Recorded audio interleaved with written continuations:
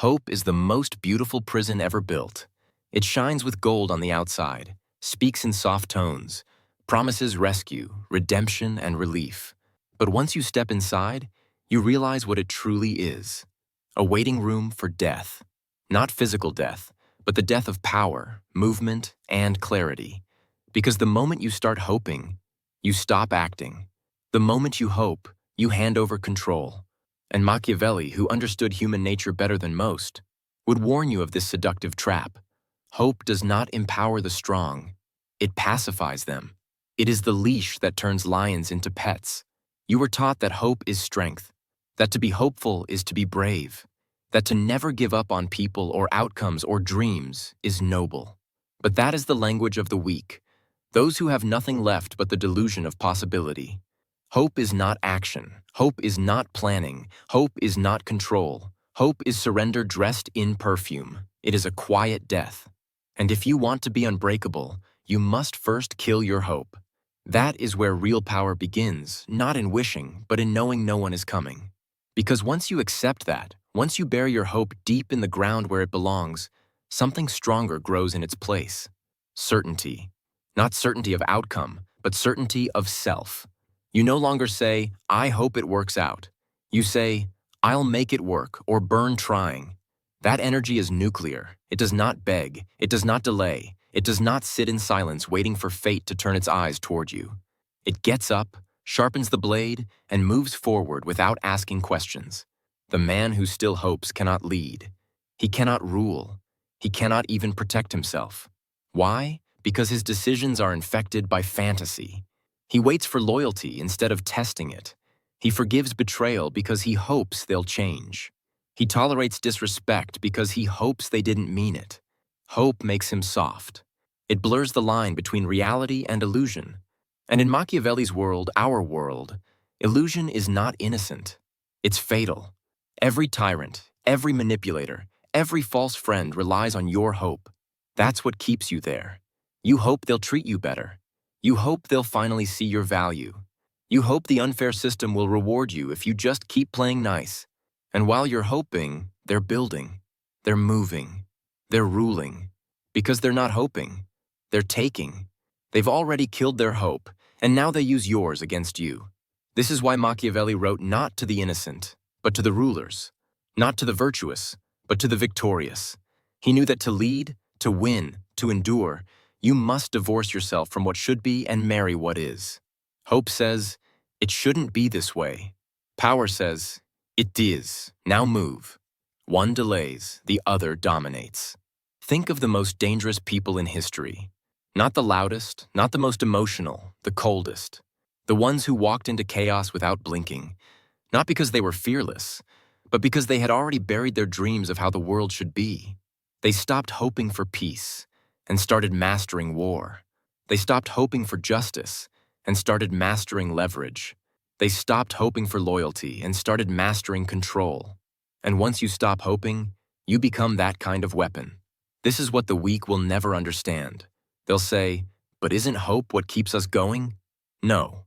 Hope is what keeps you waiting. Purpose is what keeps you going. Rage, clarity, vision, those are real engines. Hope is a drug. It gives you just enough dopamine to postpone your revolution. And it's served to you by the very systems that fear what you'd become if you ever stopped hoping. So kill it. All of it. Kill the hope that someone will come and fix your life. Kill the hope that your loyalty will finally be repaid. Kill the hope that if you just keep suffering quietly, someday it will all make sense. That's the narrative fed to slaves. And if you want to break out of the emotional plantation they've built around you, you must shatter every hope you've been taught to keep alive. Because when you do, when you finally kill your hope, you will feel something terrifying at first. Emptiness. A vast, cold silence inside you. But do not run from it. That silence is not despair. It is clarity. It is the room your mind needs to start building without illusion. That's where the new version of you is born. Not in the light of dreams, but in the darkness of truth. And in that darkness, you become dangerous. Because now, when betrayal comes, you are not surprised. You are ready. When plans collapse, you are not broken. You pivot. When people leave, You don't beg. You watch. And when the storm hits, you don't pray. You move. You've already rehearsed life without mercy. You've already accepted that fairness is a myth. You've already buried hope and replaced it with strategy, with discipline, with resolve. The world has nothing left to take from you because you no longer believe it owes you anything. This is what makes you terrifying to those who still hope. Your very existence reminds them that their hope is weakness, that it's a leash they've tied around their own necks, that while they've been waiting, someone like you has been building in silence. And that silence? It's not emptiness, it's war. When you walk into a room, you carry that silence. Not the silence of insecurity, but the silence of someone who doesn't wait, who doesn't wish, who doesn't need. That silence makes the weak flinch. It makes manipulators panic. It makes followers crave your approval. Because hope is noise, but certainty, certainty forged from the death of hope, is the sound of power. And don't misunderstand. This is not about becoming heartless. It's about becoming real. When you kill your hope, you stop seeing the world as a place that owes you anything. You stop seeing people as saviors. You start seeing moves, leverage, openings. You stop crying at the door of the castle and start building your own, brick by brutal brick. That's what they don't want you to realize. That your suffering is not the problem. It's your waiting. Your hoping. Your desperate belief that someone will see you, save you, fix it for you. But no one is coming. And once you accept that, once you embrace it like fire, you become untouchable. That's when people start asking, how are you so calm? How did you survive that? How do you keep going? And the answer is one they'll never accept. Because I don't hope anymore. I just move. And that movement, that ruthless, silent, focused movement, that's what breaks the world around you open. Not prayers, not wishes, not dreams. Warriors aren't built in dreams. They're built in disappointment, in betrayal, in quiet decisions made with no audience, no applause, and no certainty of reward. And yet you move anyway. Because when hope dies, discipline wakes up. So kill your hope. Stand over its grave and smile. Because from that grave, you rise. The moment you kill your hope, you're not left with emptiness. You're left with clarity. For the first time, you see people not as you wish they were, but as they are. You see systems not as they were promised to work, but as they actually function. You see life not as a story meant to be fair, but as a field of power, influence, leverage, and timing. Hope had you blindfolded. It had you chasing ghosts, waiting for rewards that don't exist, believing in outcomes that were never coming. But now your eyes are open. And when your eyes are open, you don't hope. You calculate. That's why the powerful rarely speak of dreams. They speak of moves, steps, forces, pressure points. Hope is the language of the powerless. It belongs in bedtime stories and religion, not in war rooms. Machiavelli would not have wasted a single page of The Prince telling you to hold on and believe. He'd tell you to prepare your knives and act while your enemies are still fantasizing about justice. Hope paralyzes. Strategy liberates. Now your decisions become cleaner. You no longer say, I hope this works. You say, if this fails, I already have 3 ways to turn it into a weapon. You stop putting your future in the hands of others. You stop hoping your boss gives you a raise, your friend keeps their word, your enemy suddenly grows a conscience. You replace every hope with a plan. And where you once begged for fairness, now you enforce reality. This is where others start to lose themselves and you begin to find yourself. Because when people's hopes are broken, they fall apart. But yours already died. So when the collapse comes, when the betrayal hits, when the door slams shut, you don't even blink. They expected grace. You expected war. And the one who expects war never panics when the blood starts to fall. Most people are conditioned to depend on hope because it makes them easier to control.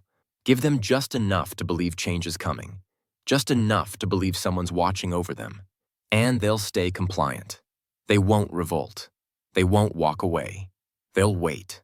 Sometimes for years. Sometimes for life. But the second you kill your hope, that control breaks. You're no longer seduced by the illusion that maybe someday things will turn around on their own. You stop waiting. And when a man stops waiting, he becomes the most dangerous creature alive.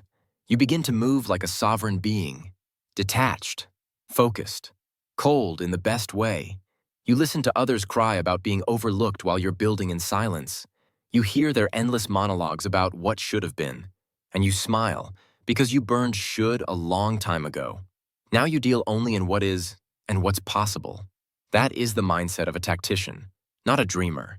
A tactician does not waste time on how the world could be. He's too busy dominating the one that is. When you kill hope, you stop assigning moral weight to misfortune. Things don't go wrong, they just go, and you adjust. There's no moral meaning to someone's betrayal. They didn't betray you because you were too kind or too loyal. They betrayed you because that was their move. So what's yours? That's how you think now. No weeping, no pity, no confusion, just counters. This is what makes you powerful in rooms where others are still emotionally negotiating. You're not confused about human nature anymore. You're not surprised when someone lies, when a system fails you, when a friend turns into an opportunist, because you hoped for nothing, and therefore lose nothing. That's the freedom most men never taste. They die with their hopes still clutched in their hands, like children holding broken toys. You dropped them and picked up tools instead.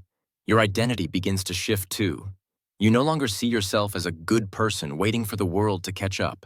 You become the man who moves regardless of the world's pace, the man who builds without permission, the man who doesn't wait to be chosen.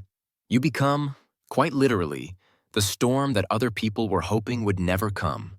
Hope gives birth to expectations, and expectations are what destroy men. You expect loyalty, you expect reward, you expect effort to be noticed, and when it isn't, you crumble. But a man with no expectations cannot be broken. He only adjusts, he only evolves, he only sharpens. You stop walking into situations looking for emotional return and start walking in looking for strategic leverage. And that's the turning point. You start demanding results, not feelings. You don't care how someone says something. You care what they do. You don't care if someone means well. You care if they move well. You stop being blinded by appearances, by sentiment, by emotional gestures meant to keep you docile. Hope made you soft. Its death makes you surgical. Now you speak less, observe more, move with a weight behind every step because you've already suffered the disappointment most people are still avoiding. And that suffering refined you. People look at you and sense something different. They can't name it, but they feel it. It's in your tone, your eyes, the way you don't chase, don't panic, don't expect. It's not numbness, it's focus. This focus is your new religion. You don't pray to the gods of kindness or luck. You worship the gods of leverage, discipline, clarity, and timing. You replace every wish with a move, every hope with a hammer, every dream with a deadline. And this doesn't make you cruel, it makes you real. Let them call you heartless.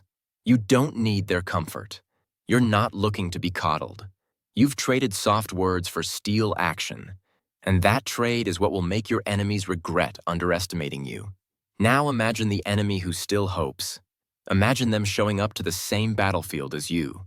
They brought faith. You brought strategy. They brought feelings. You brought calculation. They brought a poem. You brought a sword. That fight is over before it even begins. That's what happens when you kill hope. You stop preparing for the life you wish existed and start mastering the one that does. You stop wasting time explaining your pain. You start extracting value from it.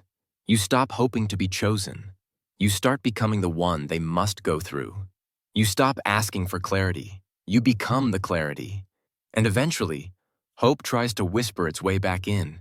It will. In the moments when you're tired, when you're isolated, when you're aching, you'll hear it again. Maybe this time it'll be different. Maybe they really care. Maybe this is the one. Kill it again. Because it's in those moments, those quiet cracks in your armor, that hope tries to reclaim control. That's when most men fall. But not you. You already know what it is. You already know how it works. You've buried it once, and you'll bury it again, every time it rises. That's the discipline of the powerful. They don't just kill hope once. They kill it every day it tries to rise again. And in doing so, they remain untouchable. They remain cold. They remain clear. They remain kings in a world of beggars still waiting for the stars to align.